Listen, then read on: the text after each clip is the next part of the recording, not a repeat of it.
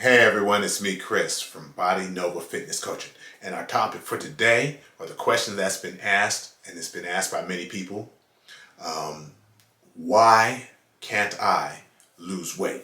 So there's a bunch of reasons in there, and what it is it's going to be a constant process of trying to better yourself and then monitoring how you did at attempting to better yourself. It's not anything that you can run from. You can hide what you're doing from others, but the one person that you can't hide anything from is yourself. So you're going to have to be putting forth the efforts that you need to put forth, change the behaviors that you need to change, and then constantly monitor yourself and ask yourself honestly, have you been doing those things that you've been needing to do? And so some of these reasons why, or some of the mistakes that people will make when trying to achieve weight loss, I'm going to talk about here. And there's some of the things that you should be looking at, or some of the questions that you should be asking yourself.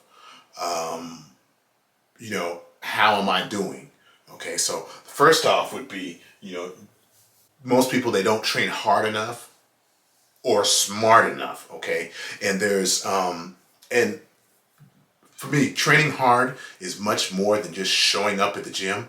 It's, whatever your rep range is it 4 to 6 reps, is it 15 to 20, 25 to 30, whatever it is, you're going to have to put set the resistance or the level of challenge appropriate to your abilities. So as I say this, okay, get that average woman that I can train can start with a bench press, with a dumbbell bench press with 15 pounds. Okay, now what'll happen is they'll freeze up due to fear and say, I can't do that, I've only been doing fives. But the problem is, instead of using good form and being under the weight properly, having the weight lined up or under their elbows and lined up properly, just right, with their hands, the wrist underneath the weight, underneath the elbow, and pushing straight up to where you keep that, they'll do something like this, and they'll be pushing like this, and of course that's wasted energy, but it's also below their abilities. Okay, so if you're working out below your abilities, your body doesn't have a reason to change. If you're working out below your abilities, you're not going to burn as many calories as you should if you're working at your abilities. If you're working below your abilities, your body isn't going to get stronger, so then you can lift heavier weights, and go into more challenging workloads in the same rep range at a later date. So it's all about building for the future. And a lot of people, they don't want to be sore, their fear of getting muscular, like as if that's really easy. I have all these fears and worries. Fitness Guru X said that, if you lift more than 3 pounds, you're going to look like a man, even though her, Fitness Guru X, and most of the women carry a purse that weighs more than 3 pounds, or carries a baby that weighs more than 3 pounds, or plates of, anyway, you get my point. So, you got to get over the fear. You got to get over the Tin Man syndrome and get some heart to step up to the challenge every time you're ready to go into the gym. You got to look for ways to progressively overload your workout, okay? And it's not always about weight. Sometimes it's like if you got, cutting your rest periods, okay? Sometimes it's more reps, sometimes it's lifting the weight slower. There's a bunch of, or sometimes there's more volume in a workout, which means if you did have a workout and you did only 200 reps that workout, maybe pushing that to 250, because at the end of the day, calorie burning is all about doing work. Okay. So if you at the same weights, only did 200 reps, you'll burn so many calories. So if you did 250, you should burn more calories, right? Something to think about. All right. And I'd like to add with that is some people stay on the same program, like they got on a program and it worked, and they adapted to that program, and they and they stuck with that same program without making any changes to keep it challenging for you. You're gonna need to make changes to the program. Like I said, the volume could be one. I have a whole series of videos on progressive overload. Yeah, I'll include the link to the playlist in the description there. So on to the next one. Second, we're going to talk about bad sleep and stress management. These two kind of go hand in hand because sometimes, a lot of the times, people have a really stressful lifestyle. You know, your body is always in a fight or flight mode, okay, or rest and digest mode. So you have two modes that you can choose from, or that that exist within you, and due to their lifestyle, whether in some cases they're losing weight and the calories are just super low, so the body has to produce stress hormones like cortisol and stuff like that at extremely high rate, just so you'll have energy. You know, you have a stressful job, stressful home life, you know, and you're constantly angry or worried or stressed. Now, just because you don't feel quite as stressed, mind you, this is a disclaimer. It doesn't mean that that you don't have these obligations that you have to deal with. Okay, so let me say that. But anyway, your lifestyle is stressed, so you're in fight mode all the time, which eventually you're going to have problems sleeping. Okay, either you're not going to be able to get to sleep when you should, or you're going to be waking constantly during the night. So those are all indicators of a high stress. So as your sleep gets bad, your blood sugar goes bad. Okay, testosterone levels drop. Adrenaline and cortisol are high, which leads you to more stress. Okay. Your recovery from exercise isn't as good because you're not sleeping good, and your body repairs itself when you're sleeping, so that's not good. And if you're in the stress state, it's going to be harder for your body to convert to using fat and energy, which it mostly does when you're at rest. But if you're really stressed, you're not at rest, and it's going to be harder for your body's physiology to be good at burning fat. Okay, so that's another thing to think about. Okay, being stressed also affects your metabolic rate. So if you're too highly stressed and your body's working too much on having you deal with the stressful situations, or creating energy for you to deal with the stressful situations, it's going to take away from your ability to your metabolism. Let's just say it's going to take away from your metabolism. Okay, so all of these are going to be really important because, like I said, if your blood sugar is wacky, you're not going to be able to properly utilize nutrients like carbs to help you to help you fuel your exercise, to have great workouts, to allow you to handle higher workloads and then burn more calories. Okay. If you have low testosterone and low GH, that's also going to affect your recovery. It's going to affect your ability to build muscle or rebuild the muscle that you've broken up during your workouts. Okay. So all of these are really important. So you want to make sure that you want to make sure that you start to manage your stress. I like to use guided breathing. With clients, I prefer to get it right after the workout, like maybe they get in the car, and I use an app called Headspace. And with Headspace, they have different types of guided breathing exercises, and you can use them, or you can use one of their beginners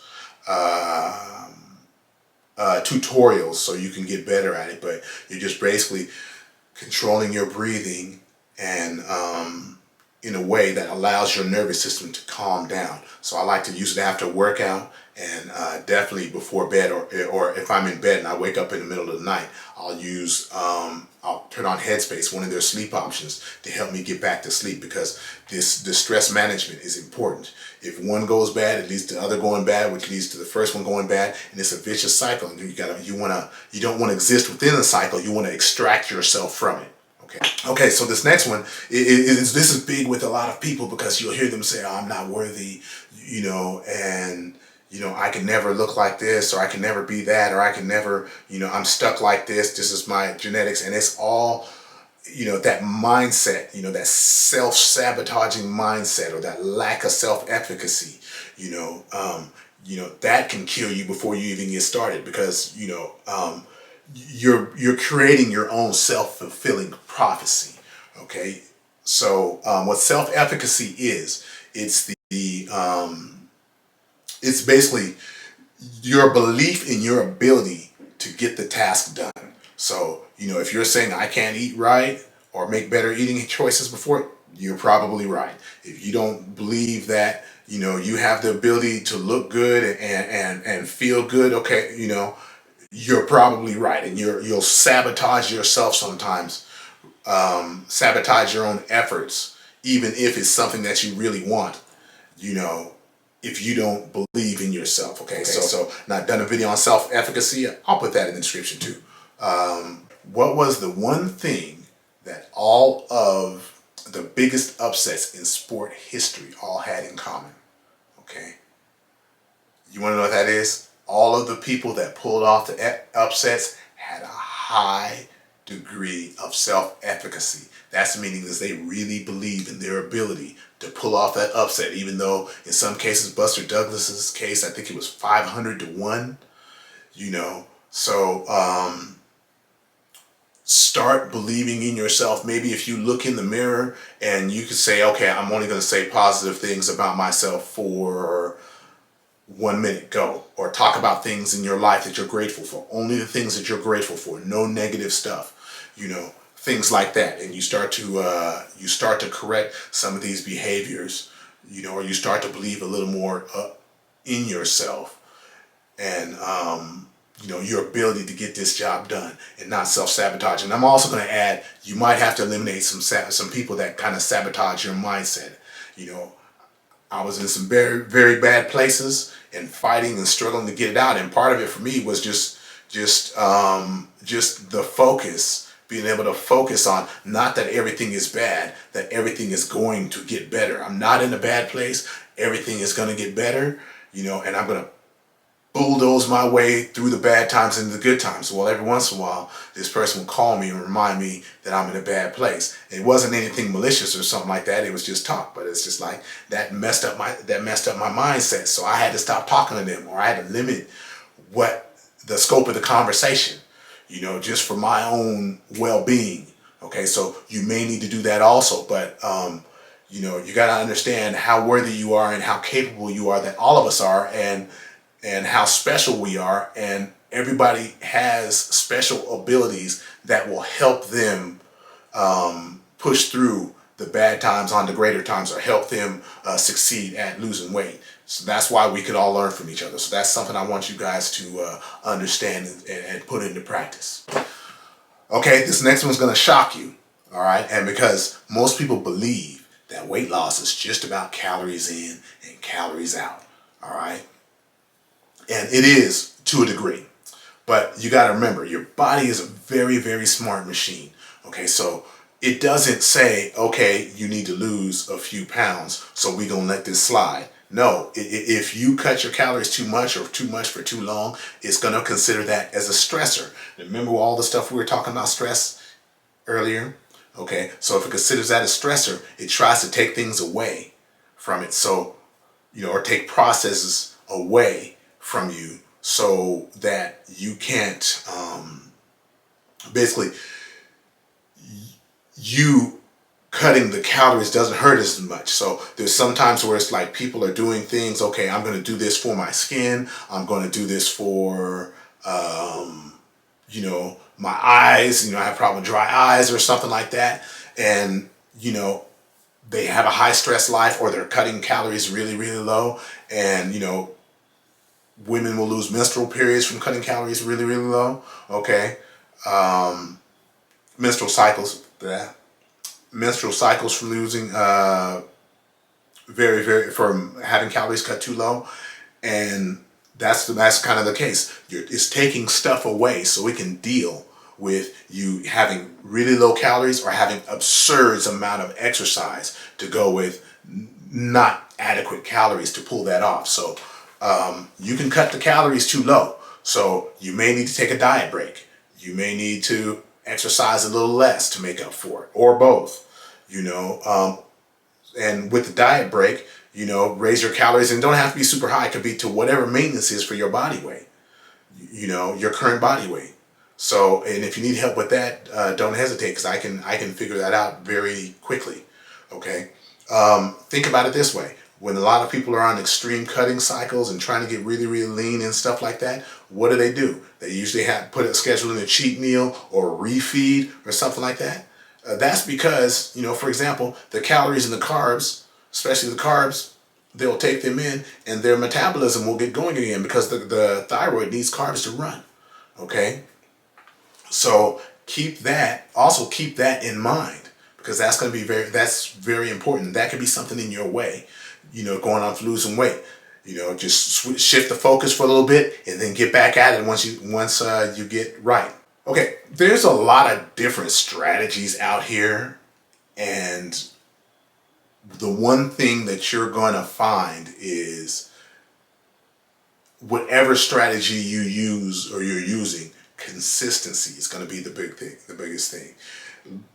It's not going to be, okay, I ate great today, so I can eat a dozen donuts and drink beer or whatever. So you don't have to, it's just day in, day out. So when you have these challenges, when you have these habits or these behaviors that you need to execute to get what you want, you're going to have to execute them day in, day out.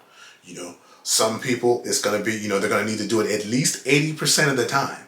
So out of every 10 chances, they're going to have to, do the right thing at least 8 of those times. Okay. And some people, who are, really, really coming out of a bad place, maybe metabolically, or having high body fat, or really, really low calorie intake, something that's not, they might need to have a 90 plus percent adherence rate, or compliance rate. So they can't, they can only fudge so much. They can only make so many mistakes, and sometimes those mistakes got to be kept in check. You can't just eat 3,000 calories at your cheat meal, and in some cases that might erase your whole deficit for the week, and then you're not losing weight, and you wonder why. So that's another thing to think about. You got to be consistent about it, and you got to have those behaviors, and those behaviors got to match up to what you're trying to accomplish. You can't say, okay, I want to look like Bikini Miss Olympia, for example, but I'm only going to work out twice a week. They don't match, so you're going to fail. You see what I'm saying? So the behaviors got to match, and you got to carry them out day after day after day after day after day. So another thing to think about. So that's why you want to get your strategies together and get those strategies, pick strategies that you can use that will give you the most bang for your buck. Okay, this next one might also be a shocker, because people they associate protein with muscle growth, and that's not always the case. You have to put it in context. And also, sometimes the weight loss is not so much about just losing the fat. It's also about holding on to your muscle, because if you lose muscle, your resting metabolic rate drops. Okay, and that's the rate that you burn calories at, drops. Okay, so I would say in most cases, if you're really heavy and your body fat is high, okay, you may need to go with at least 1 gram per pound of your lean body mass. Okay, so let me explain this better. So let's just say you're a woman, you're 200 pounds, and you're 30% body fat. Okay, so that means you're carrying 60 pounds of fat, and your lean body mass is 140. Okay, so in this case, you would want to have at least 140 grams of protein per day, so that you can maintain your muscle mass, and keep your metabolism higher. Okay, some people will use higher protein intakes because it's really difficult to store protein as fat. Well, okay, really difficult to store protein as fat, And protein satiates your appetite. It satisfies your appetite. So you're less likely to feel hungry. The stomach stays full. Okay. So they'll eat the protein. So, because even if they eat too many calories with the protein, it's harder for it to turn into fat. Okay. And they'll burn more calories trying to convert it to fat. Now, this isn't the strategy that I would suggest for anyone, because it could be expensive, but it's something, if you have the luxury to be able to eat more, it's something that someone can do. Yeah, so keeping that protein intake high, will allow you to hold on to your muscle. So also, so that when you start to get close to weight, because some people, they lose everything. They just lose. They only care about the weight. They don't care about if they lose muscle or fat. It just, the weight goes down. So they'll end up losing a lot of weight, and they still look crappy. They go from being obese to skinny fat, or obese with less weight. So all those health problems still exist, and they don't, at the end of the day, they don't look good. They don't look like they envision themselves looking, or they want it to look. So, but when you look at studies with protein intake, with higher protein intakes, those people, they hold on to more muscle, and in some cases, they'll drop more body fat at the same calorie intake. So that's something to think about. All right, and last but definitely not least, this is the most obvious, but it's obvious for a different reason in this case, and I'll say this. Most people that ask me about weight loss just out of the blue, hey, I'm having problems losing weight, I always try to put things in context. So I'm going to ask a lot of questions so I can get the full picture, okay? One of the things they can never tell me is, they can never tell me how much protein they're eating. They can never tell me how much food, how many calories that they're eating, so, and how many calories they're trying to get. It's just random. It's like, okay, I'm just going to eat good foods. It's like, well, you can overeat in good foods, so they're not very calorie aware. So they could be eating more calories than they think. Oh, and also, let's fit this in there. They don't count drinks. So like, I had a client, and she wasn't losing weight the way that she thought. She was only losing a pound or two a week, and she thought she should be losing more. But, she used to drink coffees that were 700 calories every day. 700 calories a day, that's bigger than most people's caloric deficit that they need to lose at least a pound a week. And she was doing more than that every freaking day, So that kind of, slowed down her efforts. Even if you got to have the drink, if those calories are there and you can't find a lower calorie alternative, you got to bring it down. That's like, hey, that's 700 calorie big, extra large. Can you cut that to a medium, to bring those calories down and help your cause? But, people try to run from the work of weighing and measuring and or maybe looking up calorie counts. A lot of us, we have apps on our phone, apps on our phone that where we can get that, have that sort of information there. So, but we refuse to use it because it's work. But the thing is, though, if you want to make sure you're going to have success with your weight loss, you're going to have to do the work. You can't run from the work. You can't hide from the work.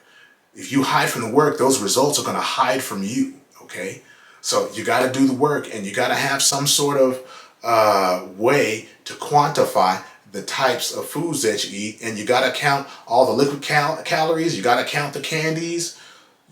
Everything that you eat that plays into it, because some of those things are much higher in calories than we think they are. I did a video a while back where, I ate too many cashews for breakfast, and it sucked up a lot of the fat, my fat content for the day, so I had to eat lower fat foods to adjust for it. But then if I was never tracking, or I wasn't conscious of how much fat and calories were in cashews, I would never have known that.